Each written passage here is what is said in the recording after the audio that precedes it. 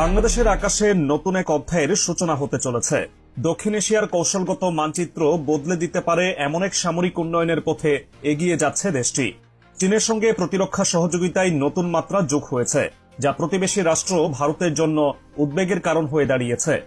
ভারতীয় সংবাদ মাধ্যম দ্য ইকোনমিক্স টাইমস তাদের সাম্প্রতিক এক প্রতিবেদনে জানিয়েছে, চীন এখন বাংলাদেশের প্রতিরক্ষা খাতে সবচেয়ে বড় প্রযুক্তি সরবরাহকারী।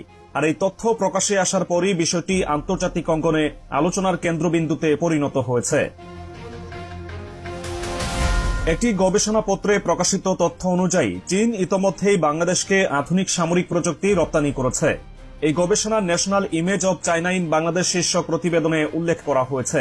বাংলাদেশ সামরিক বাহিনীর জন্য বিভিন্ন ধরনের অত্যাধুনিক অস্ত্র ও সরঞ্জাম চীন সরবরাহ করছে।